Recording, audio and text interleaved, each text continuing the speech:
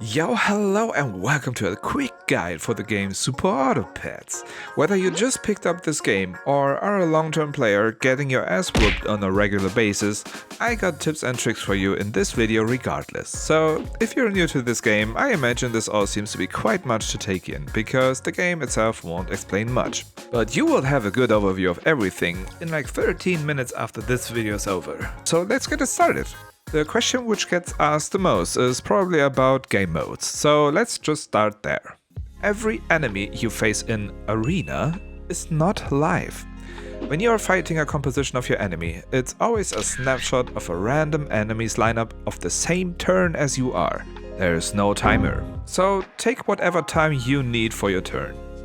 If you want to have the real live gameplay though, you can check out the game mode Versus.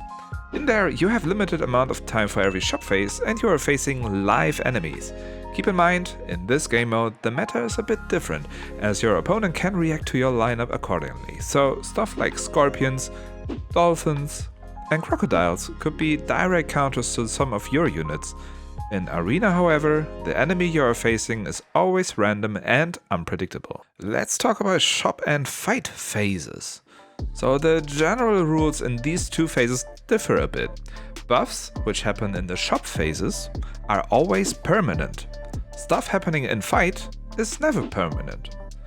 So end of turn effects will stay on the board even after the upcoming fight.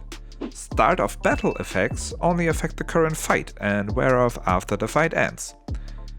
But there are some exceptions to this. These exceptions though are always stated on the unit, for example on the horse. The effect of the horse will always be temporary, no matter if it happens in the shop phase or in fight. It's always temporary, cause the effects say so. Costs. If you sell a level 1 unit, you will get 1 gold back. If you sell a level 2 unit, you're getting 2 gold back. Same with level 3, you're getting 3 gold back. Every animal and every food will also cost 3 gold. But there's one exception, the pill. Okay, so get ready for a 200 IQ take. The pill's cost is actually 2 gold. What? You buy it for 1, but you cannot sell the unit you just pilled, so add 1 gold as opportunity costs on that. Always ask yourself the question, if selling the unit does you a greater good than pilling it. You are buying the feint ability for 2 gold basically with the pill. Well, sometimes it's obviously worth it. In games like TFT or Underlords, you had a shared pool of units in the shop. This is not the case with super auto pets. If you buy an ant for example, it is still as likely to get an ant in the next shop. You can also get a unit in the shop even if you have this unit on level 3 already. The later the game progresses, the more stronger units you will see in the shop. But you can still get that ant in the shop in the later turns obviously. If you're interested in knowing the exact probabilities of one unit showing up in a specific round, you can check out the website superauto.pet. You will find a nice overview of all units and food available in the game.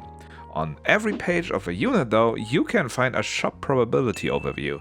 I will link the URL to the site down in the description. By the way, for those who are asking, yes, the sloth exists.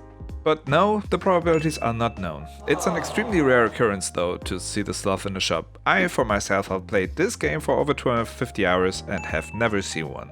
So, as I said, the later the game progresses, the stronger units you are unlocking. But if you level up one unit, you are getting one unit of a tier higher than you are supposed to.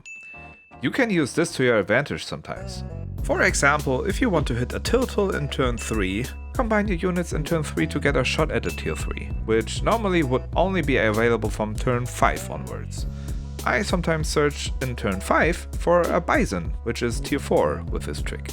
By the way, it is always preferable to combine 2 level 2 units to create a level 3 unit, if you have the board space. You first get the reward of leveling up the first one, then for the second one, and then the reward for the level 3 unit. If you only combine your copies into one level 2 unit, you will only receive the reward twice, one time for the level 2 and one time for the level 3 unit.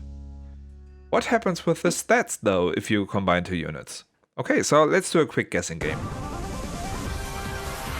If you combine a 3-3 with a 4-4, what stat will the unit have after that? A. 3-3, because you put the 4-4 onto the 3-3. B. 4-4, because it's the one with more stats. C. 5-5, because you always add +1/+1 to the highest stat count. Or 7-7, because 3-3 plus 4 plus 4 equals a 7-7. And the answer is 5-5. The rules to combining animals are: take the strongest attack and the strongest HP among both units you combine and add +1 on that, if both animals are on level 1. This is not always the case, of course, but the rule gets really complicated really quick, so we have to leave it like that for now. Otherwise you'll be sitting here hours on end. We will talk about this in a later video. What that means is, always pick one copy of a unit to buff. Otherwise you can lose the buff on the second copy when you're combining both units. Let's turn our heads towards summoning and buying though. What is the difference between those exactly, and why is it important? I in the beginning was a bit confused at first, because some animals trigger on a buy and some on a summon. So what is the difference then?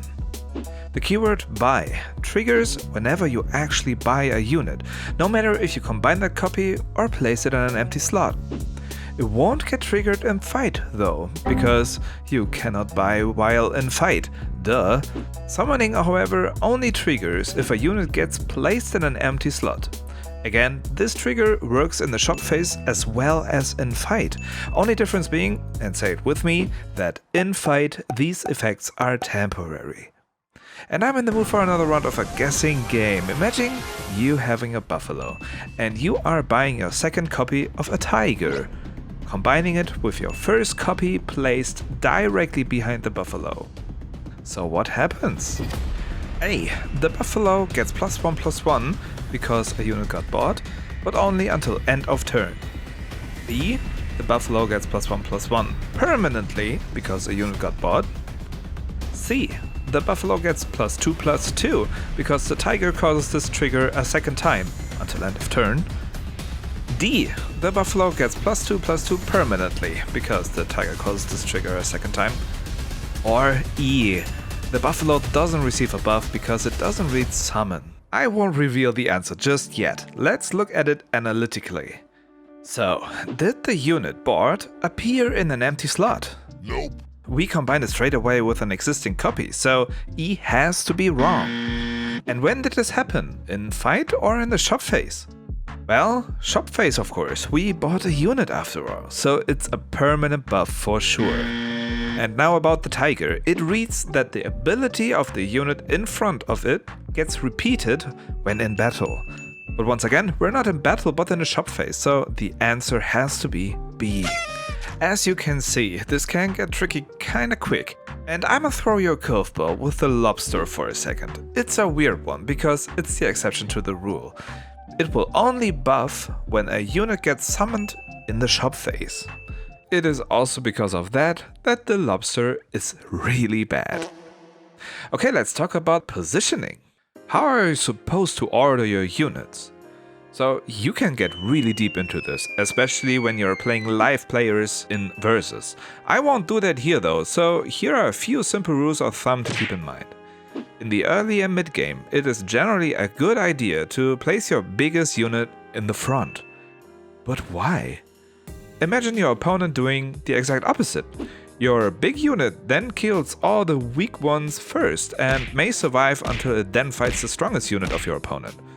With that, you are very likely to win, because your one unit on a good day just defeated like 5 units of the opponent. Okay, so if your opponent also places his biggest threat up front, they will take each other out most likely, and the weaker ones will battle it out after that. So if you're putting your big unit in the back, your weaker units up front are vulnerable to get all eaten by one single strong unit, which after that might find your biggie. And that's a losing play. It is also most likely a good idea to keep a unit with a bit of HP in the far back. Usually the units in the back of your opponent aren't that strong. Maybe there's a monkey, a giraffe, or maybe a penguin. So your unit with a bit more of HP can actually trade 2-for-1 or 3-to-1 if it needs to, or just may live after the fight.